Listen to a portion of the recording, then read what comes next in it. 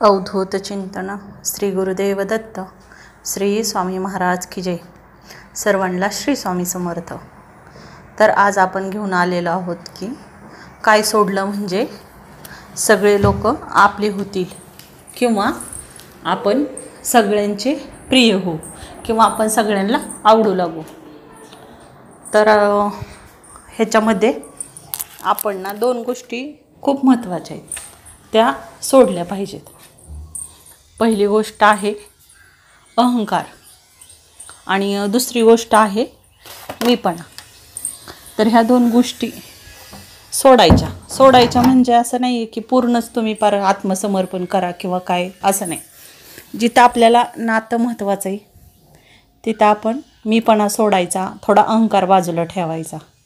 जरी मनाच्या विरोधात असेल ना तरी थोडासा ठेवायचा तात्पुरता तरी. आता आपण ह्याच्यावरती एक उदाहरण घेऊयात. लग्नामध्ये बघा ना, नवरा नवरी उभ्या असतात वधूवर. तर हार घालताना नवरा पण झुकतो उंच असला तरी, आणि नवरी पण झुकते, मान खाली घालून हार घालून घेते. तर मग आपण संसारात असताना किंवा नवरा बायकोच्या नात्यामध्ये असताना आपण थोडंसं झुकलो तर काय फरक पडतो ना. काही सिच्युएशनला ना असं नाही करता येत किंवा सारखं भांडणं होतात. तर मग अशा सिच्युएशनला थोडंसं ठीक आहे ना, सहन करायचं, माघार घ्यायची किंवा थोडा कमीपणा घ्यायचा, थोडा मीपणा सोडायचा. तर असं केल्याच्या नंतर आपला संसार पण वाचू शकतो, घरात आनंद सुख नांदू शकतं. आजकाल बघा ना, घटस्फोटाचं प्रमाण किती वाढलं आहे. पहिल्या काळात असं नव्हतं. पहिल्या काळात म्हणजे बायका खूप सहनशील पण होत्या त्या काळामध्ये, त्यामुळे संसार चालायचे. पण आत्ता लगेच डिवोर्स, अजिबात सहनशक्ती नाही, तो असा तर मी असा, आणि नंतर ह्याचा पस्तावा पण होतो, बऱ्याचशा नात्यामध्ये होतो. तर मग आपल्याला जर नातं महत्त्वाचं असेल, आपला मनस्ताप टाळायचा असेल तर थोडीशी माघारी घ्यायला काय हरकत नाही किंवा थोडा मीपणा सोडायला काय हरकत नाही. आणि नंतर समोरच्याला पण जाणीव होती, असं नाही की तो समोरचा खूपच बेकार असतो किंवा काय. त्यांना पण जाणीव होती की नाही का आपलं चुकलं, किंवा होतीच थोड्या दिवसांनी तरी नक्कीच होती. असं नाही की म्हणत प्रत्येक वेळेस तुम्हीच माघारी घ्या, पण बारीक सारी गोष्टीमध्ये नाही जास्त मीपणा करत बसायचं, द्यायचं सोडून. काय ना, देवानं पण मग मी केलं नाही कधी, आपण तर माणसं आहेत ना, मग हे आपण नक्कीच करू शकतो. आणि मेन म्हणजे अध्यात्मामध्ये देवाच्या मार्गावरती असता तुम्ही, अध्यात्माच्या मार्गावरती असता, तेव्हा तर मीपणा अजिबात चालत नाही. एकदा हे असंच एक उदाहरण आहे की एक गुरूंकडे शिष्य जातो आणि बोलतो की महाराज, तुम्ही तर बोलता देव आहे देव आहे, तर मला कधीच दिसत नाही आहे, तुम्ही तर म्हणता आहे. मग ते गुरुजी असतात ते बोलतात की तू मंदिरामध्ये जा, आणि भेटतात, तिथं गेले की भेटतात. मग तिथं जायचं आणि दरवाजा वाजवायचा मंदिराचा, आतून आवाज यायचा, कोण आहे, तर मी आहे. असं त्याचा 8 दिवस झाले. शेवट त्याला दरवाजा काही उघडला गेला नाही. मग तो परत गुरुजींकडे आला तर बोलला की नाही, मला देव काही भेटला नाही, फक्त विचारतात कोण आहे, आणि मी बोललो की मी आहे, तर मग पुढं काहीच होत नाही म्हणे, दरवाजा नाही उघडत नाही देवाच्या मंदिराचा. मग ते म्हटले, गुरुजी बोलले असं बोल की आत पण तूच आणि बाहेर पण तूच, बघ काय होते, तुला देव भेटते का. मग असं केल्याच्या नंतर मग तो मंदिरामध्ये जातो आणि विचारतो कोण आहे, तर म्हणे आत पण तूच आहे आणि बाहेर पण तूच आहे. लगेच देवाचा दरवाजा उघडतो.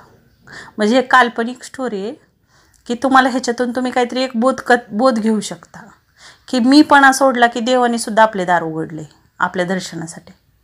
मग ते तर खूप पावली तुम्ही तर म्हटला ना मी असंच मी तसंच, खूप मग तुमची परीक्षा चालू होती. त्यापेक्षा त्यांच्या चरणावरती गेलं ना, म्हणायचं आहे ना बाबा, मी पण तुझाच आहे, माझे सगळे दोष पण तुमचेच, माझे चांगले गुण पण तुमचेच, अक्षरशः सगळं मी तुमचंच आहे, काय करायचं नाही ते तुम्ही करा. तुम्हाला एवढं समर्पण पाहिजे, तुमचा अहंकार पूर्ण निघून जातो.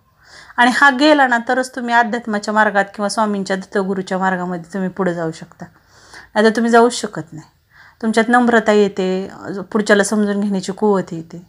मग तुम्ही जेव्हा असं होता ना, तुमचा स्वभाव असा होतो ना, समाजात पण मित्रामध्ये म्हणा, नातेवाईकामध्ये तुमची आठवण नक्कीच होते की नाही का, ही छान होती, ती छान होता, हा छान आहे, की मग सगळ्यांना समजून घेतो, भांडणं करत नाही, किंवा असं बोलण्यात पण खूप समंजस आहे. काय हरकत आहे ना आपण असं जगायला. एवढ्या दिवस तर आपण आरेरावीने भांडणामध्ये घालवलेच. इथून पुढचं आयुष्य आणि समाधान भेटतं, नक्कीच समाधान भेटतं. तुमच्या मनाला ना शांती भेटते, ती शांती ना तुम्ही पैशात पण विकत घेऊ शकत नाही. त्यामुळं ना हे आपल्यासाठी पण फायद्याचं आहे, असं नाही की समोरच्यासाठीच फायद्याचं आहे, आपल्यासाठीही खूप फायद्याचं आहे. मीपणा एक पहिल्यांदा सोडायचा, अहंकार आणि मीपणा. आणि दुसरं गोष्ट म्हणजे तुमचं ना जीवन सुखकर होतं, लय सोपं जीवन वाटतं. भांडण नाही, तंटे नाही, ह्याच्याबरोबर काय झालं बोललं नाही, त्याचं तोंड वाकडं नाही. आपण बऱ्याचशा वेळेस असं करतो की मीच का कॉल करायचा, मीच का फोन करायचा, मीच का बोलायचं. आपल्यात बघा पहिले लँडलाईन नंबर होते तर फोनची वाट बघत बसायची लोक. फोन आता प्रत्येकाकडे मोबाईल आहे, पण कोण कोणाला फोन करत नाही, मेसेजसुद्धा बघत नाहीत. टाकलं तरी तास 2 तास. असं नाही की आपल्याकडे वेळ नसतो, तुम्ही कितीही हे असा बिझी असा. आपण विराट कोहलीचं बघितलं ह्या वेळेस IPL मध्ये, ते एवढं क्रिकेटमध्ये असताना पण त्यांनी फॅमिलीला वेळ दिला, व्हिडिओ कॉल करून मुलांशी बोलले. मग एवढा मोठा बिझी माणूस असेल तो वेळ काढू शकतो, तर आपण काय सामान्यच आहेत ना. मग आपण काढू शकत नाही का वेळ? देव आपल्यासाठी वेळ काढतो आपलं ऐकून घेण्यासाठी, मग आपण पण वेळ काढू शकतो फॅमिलीसाठी. कमीत कमी तुम्ही फोनवरती बोलू तरी शकता ना. समोरच्याचा फोन आला, नाही मी बिझी आहे, कट केला, उचललाच नाही, किती वेळा होतो. आणि आपला पण होतो, आपण पण कोणाला केलं ना समोरचा असा करतो, मग आपण परत नाही फोन करत, मीच का करायचं, त्यानं काही बघितलं नसेल का मिस कॉल. आणि आपल्या पण मनात प्रश्न येतात असं. पण तुम्ही एक वेळेस परत एकदा करून बघा, त्या माणसाला जाणीव होती. आणि नंतर ना आपले फोन बंद झाले ना, तो ऑटोमॅटिक फोन करतात, किंवा त्यांना सवय होती नाही बाबा आपल्याशी त्यांनी बोललं, वेळ काढला. आणि लय जुनं पुराणानं अजिबात उघडत बसायचं नाही आयुष्यातल्या घटना. त्यानं मला तेव्हा तसंच केलं तर, त्यानं मला तेव्हा असंच केलं होतं, अजिबात नाही. मागचं सोडून द्यायचं, काय उपयोगच नसतो त्या गोष्टींचा. आयुष्यात चांगल्या नवीन आठवणी निर्माण करायच्या, जुन्या आठवणी पुसून टाकायच्या, वाईट आठवणी तर सगळ्या पुसून टाकायच्या, चांगल्या आठवणी ठेवायच्या. त्याच्यावरच आपण अख्खं आयुष्य काढतो, आठवणींवरती. आपण बघा ना, फिरायला गेलो तरी आपण फोटो किती वेळा आपले पाहतो, जिथे छान असेल निसर्गाच्या सान्निध्यात आपण गेलेला असतो तेव्हा, किंवा देवाला गेलेला असतो, आपल्याला किती छान वाटतं बघून बघून. मग तसंच आपण विचार करा ना, आपले चांगले फोटो असेल तर आपण ठेवतो, जर वाईट फोटो आलेले असतील, जर वाकडे तिकडे वगैरे असं नाही का आपल्याला नाही आवडले, आपण डिलीट करतो. मग तसंच आयुष्यात पण तसंच करायचं, चांगल्या आठवणीतनं साठवून ठेवायच्या, वाईट आठवणीतनं डिलीट करायच्या. सिम्पल आहे, मोबाईलकडून पण ही गोष्ट शिकण्यासारखी आहे. तर मी साध्या सोप्या पद्धतीमध्ये माझ्या भाषेमध्ये तुम्हाला सांगते, मला आलेला अनुभव किंवा माझ्यात झालेले बदल स्वामी सेवेमध्ये आल्याच्या नंतर, किंवा माझ्या घराच्या वातावरणात झालेले बदल. मी काय असं म्हणणार नाही मी खूप मोठी आहे किंवा काही नाही आहे, सिंपल साधी गृहिणी. पण मला खूप छान असं ऐकायची सवय आहे, चांगल्या गोष्टी ऐकायची सवय. त्याच्यामधून मला एक असं सुचतं आपल्या भाषेमध्ये आपण कसं दुसऱ्याला सांगू शकतो किंवा बोलू शकतो, किंवा माझे काय अनुभव आले, माझ्यात मी बदल केल्याच्या नंतर माझं आयुष्य कसं बदललं, ह्याच्या अनुभवातून मी छोट्या छोट्या गोष्टी तुम्हाला सांगायचा प्रयत्न करत असते.